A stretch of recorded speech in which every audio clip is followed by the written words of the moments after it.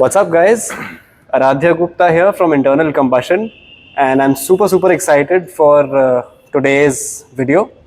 And we are in conversation with Himanshu Mehra. So he is currently heading the AMG division of TNT Motors, and also apart from just the AMG division, he also is the person responsible for all the high ticket sales in TNT Motors. And how many dealerships does TNT Motors have across? In fact, we have in total, including the branches, I would say Jodhpur, Jaipur, Gurgaon, Mayapuri, and and the Odisha, like 5. Okay, so the entire belt of 5 or 6 dealerships. It's come the AMG and the high ticket sales. TNT group. Okay, TNT group. Perfect. 5 showrooms, and I would say like 5 or 6 workshops. Okay, great. Pan India. So Odisha is also ours. Jodhpur, Jaipur, Gurgaon, Delhi, Mayapuri. Oh, wow. That's good number of dealerships here for TNT. So let me boost. It's actually a thing which we have in a very vast form. And I think and oldest dealership, I would say. It's TNT is the oldest one, yeah. And is oldest and the biggest. And the biggest, correct. That was going to be my next question to you. And I think apart from high ticket and AMG, you were also mentioning something about some specific models that you take care of. Well, I would say my core area is to take care of all the heavy ticket cars, like your Maybach. Right. Correct. Or at times the armored vehicle as well. Yep. Oh wow. And of course the S-Class and all these vehicles. So that's under my kitty.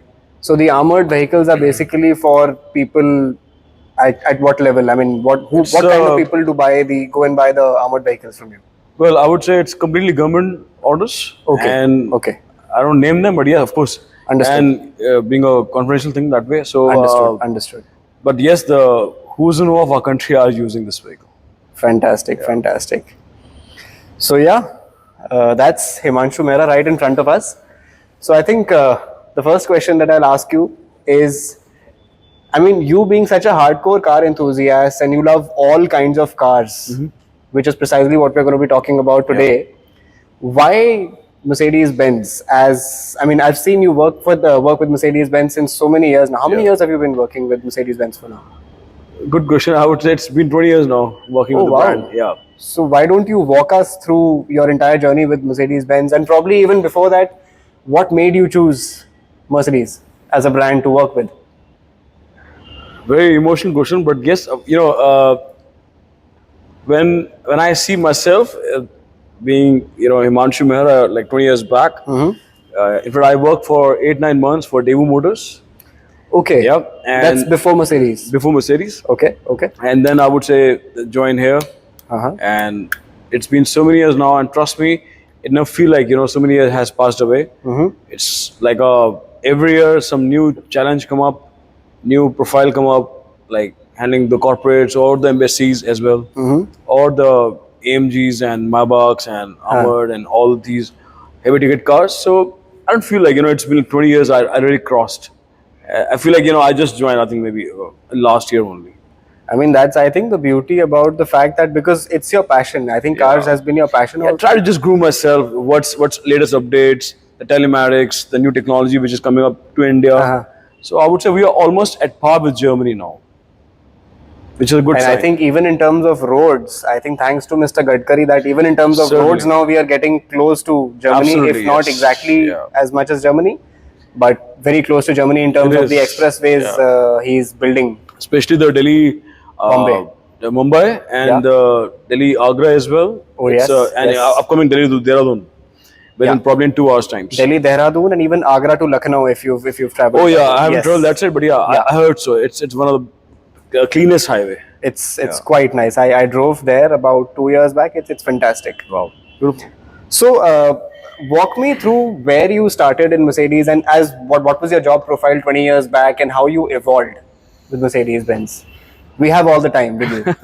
Well, when I joined as a person handling the sales profile, of course, I'm still handling the sales. I'm salesperson only. Yeah. So, but yes, there was a lot of grooming happened at those days. We used to that time just launch. I remember in in the month of May itself, it was the launch of W201. Okay, okay. Yeah, the C class. C-Class. Okay, sorry. That's our internal code. So then parallelly we used to have the. It was a fade out time for the pre-facelift, the W210s. Right, right, And right. it was time when we recently introduced the E240s that time. Okay. The okay. round lights one. So Okay. good challenging time for me to, as Mercedes Benz, very attractive price tag, just 24 lakhs, the C class. I think you're talking about that C-Class, right? The one which had, I'm not too sure about the technicalities, twin it had lights. a Twin lights. compressor written behind it. or- Before that, it was a C180. Even before that, C180. Oh, yeah. Now I remember. Yes. So that was the era where when the Hyundai Sonata and the Toyota Camry yeah. and the Ford Mondeo was there. Mondeo, yes. So Correct. those were the competition cars. People with the price tag, because people they Right. always compare. Right. But yes, it was a good challenge because we were carrying a star value, being a size, a small dinky sedan car with a 25 lakhs price bracket. Right, and right, goes right, up till right. 30 lakh, I still remember.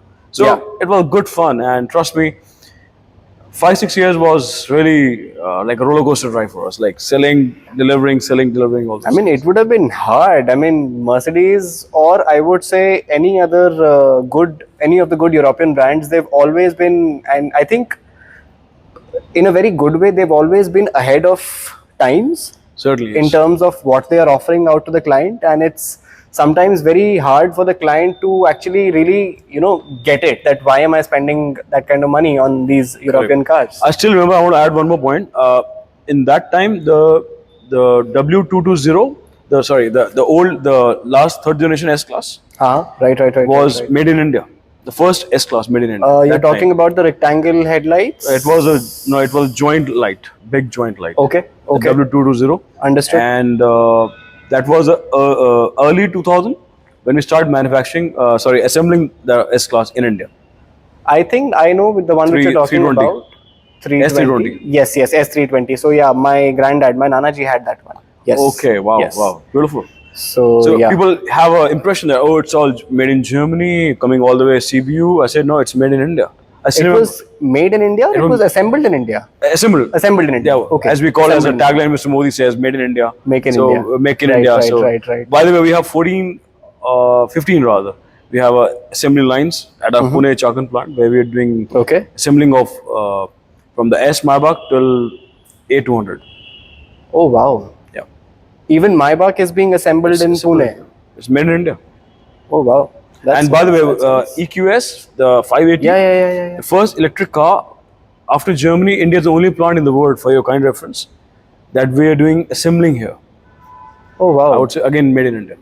But how come this shift happened with Mercedes? Because I remember all the high ticket models are they used to be a time. I mean, not very.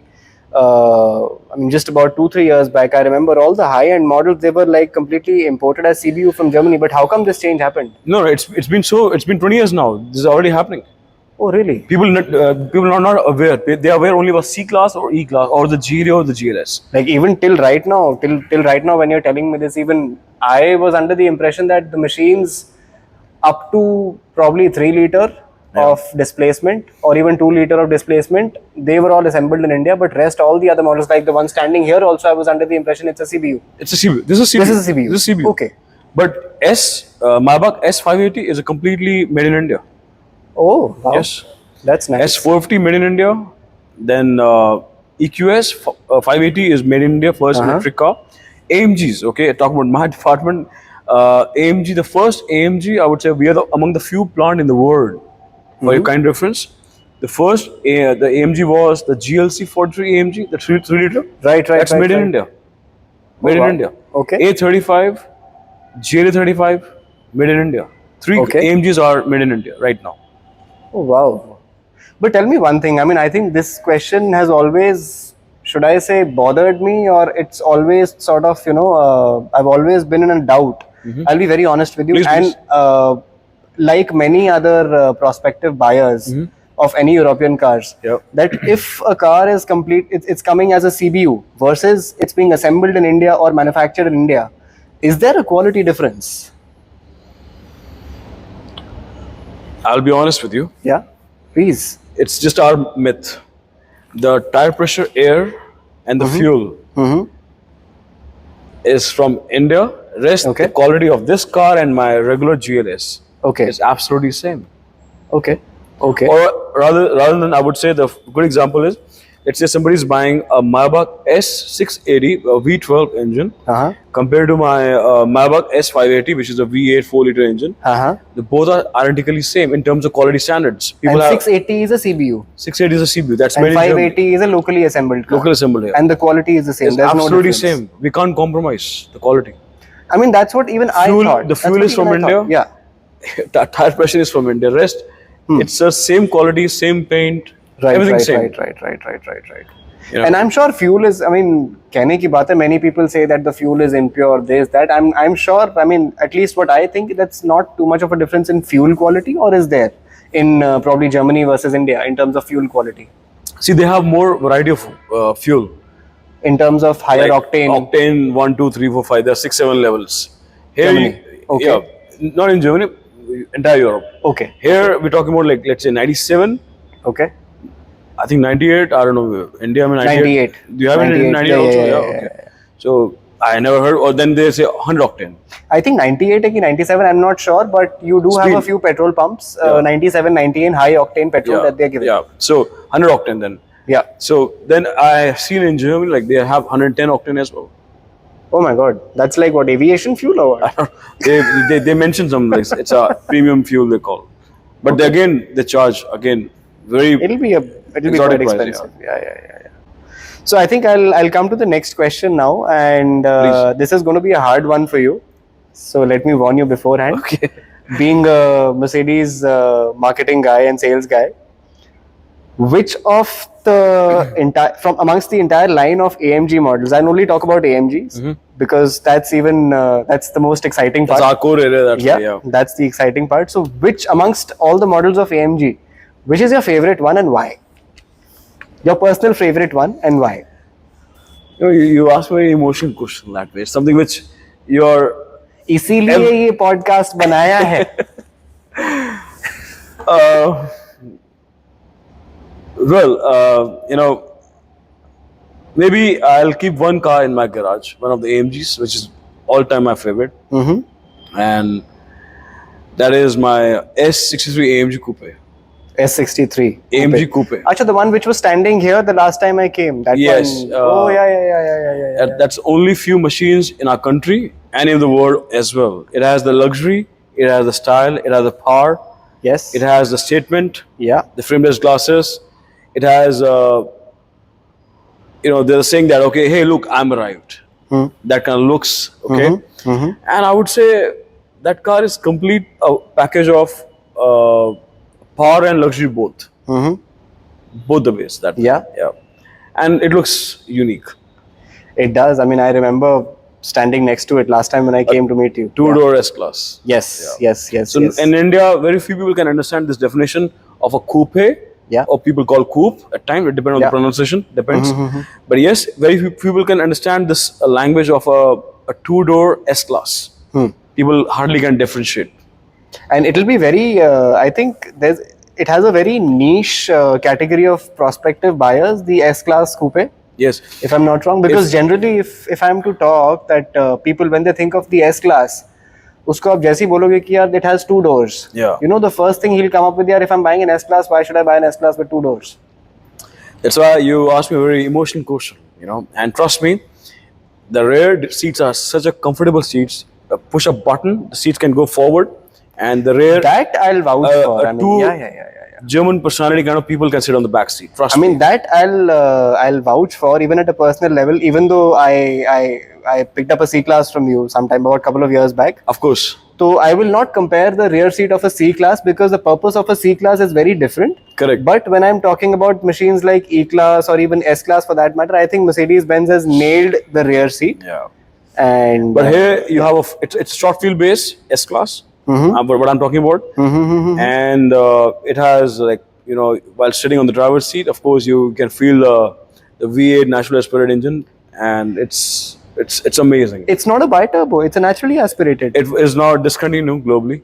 Oh so my God! There's like my emotion attached there, So how would you and this is a very personal question, and Please. would you prefer having the new bi-turbo, or would you want to go back to the old school 63 AMG? I'm The old, naturally I'm old school aspirated. guy, man. I'm old school guy. 63 AMG naturally aspirated. That exhaust notes Yeah. makes my DNA on. I think you're not the only one. And mind you, this is not a blood; it's completely speed 97, which is moving on the in our body. But yes, very valid question you asked. Mostly the car enthusiasts globally, not in India, globally, they will definitely love this.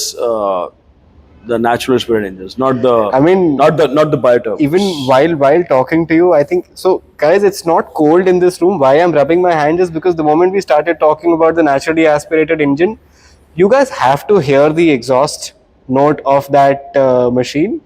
It will give you goosebumps if you are a true auto enthusiast. Especially the SLS AMG. Yes, SLS AMG, or I don't know. For me, it's going to be the G-Wagon. G-Wagon, oh, of course. For me, it's going to be the That's G-Wagon. cult car. That's a cult. That's they're saying in Germany. It's at the first go, either you love it or you hate it. Yes, that's for sure. That's cigar car they call it. I think that's the case with a lot of the machines in this category. You talk about G-Wagon, you talk about if we talk about the Land Rover Defender, you talk about, or even the one which I have, the Rubicon. The Rubicon. Rubicon is one of them. You will either It's love iconic it, vehicle, yeah, of course. you will either love it or you'll hate it. Yeah, it's like a Beetle kind of thing. Even the Beetle also. Exactly. The 911s. And I mean, I'll be very honest with you, and I'm sure even you'll agree to it. These cars aren't the best cars on road in terms of handling. Yeah. But there is something very emotional and something deep down, an automotive enthusiast, or very deep down even inside these cars that's there. It just makes you want to drive them. It just makes you want to go wild with these cars. I would say there's your heart connection happens. So actually, if you roll up your windows, turn off everything. Yeah. Okay. You can actually feel like car is talking to you. You don't need music. You don't require music. You don't need music. I don't want Burmasters or Harman Kardon or the Bose or the Wangler Simpson. Nothing was. Nothing. I need an engine sound, exhaust note, transmission shifting, the way you're doing oversteer, understeer. Exactly. You can feel every component, the G-forces. Yes. So you can feel it. Every movement of the car. So that's called connection, and which only can happen not the electric, not the bi-turbos. Yeah. Only the natural spirit can give you that pleasure.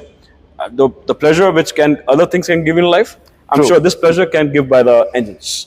Absolutely. I second you on that. One thing is for sure that the whole EV gambit of activities which is happening, I think, I was completely anti-electric vehicles, but I recently happened to have driven one. It was from MG Motors. But one thing, there's only one EV, I think, I'm forgetting the name. Okay. Anyhow, the point what I'm trying to make is the one thing that the EV is able to give is instant G-force. Yes. Instantaneous G-force. And that's the pedal you come to know. You just step on the pedal and there is no time to breathe. I mean, it's like, I don't know if that makes sense, but it's just extremely spontaneous. Well, once I drove the first electric EQS in my life. I haven't driven that yet. I'm still to drive that. Yeah. We'll go for a good drive at Party Road. Yeah. Sometime in the evening. Yep. Sure. We always want. When I drove first time I was in Spain that time. My colleague, I remember Marcus, he told me, be careful, Himanshu, because it's electric. I said, what are you talking about? I know I'm driving cars since last 20 years. What are you telling me? The car is not that. Yeah. I said, I respect the German guys, but trust me, he was actually right. And that to be, by the way, I drove the EQS 53 AMG, not the 580. Okay. So that has further more thrust. She was a rocket. Trust me. Oh my God. So I think I think this conversation can keep going on and on, but let's keep that for the next set of videos that we'll be shooting sometime soon. Certainly. But thank you so much for today. My pleasure. And just for information, guys, this is the. Can you just explain this machine? Which machine is this? This is the GLS Maybach. This is the Maybach GLS 600. Okay. And I would say this is like a completely CBU car. Yeah. start from the 292 X showroom, and Okay. you can load it like another 1 CR, depend on your choices, from the wheels to the interiors to the paint, two-tone paints and single paint. So you have 16 variety of shades of exterior paint that you can choose. That's And nice. yeah, it's the most demanded car right now in Delhi market. Watch out for the next one. Aradhya Gupta signing out. Internal combustion. Take care. And it was nice talking to you, Himanshu. Pleasure. Nice talking to you. Pleasure Thank you so much. Yeah, thank you so much. Thank you.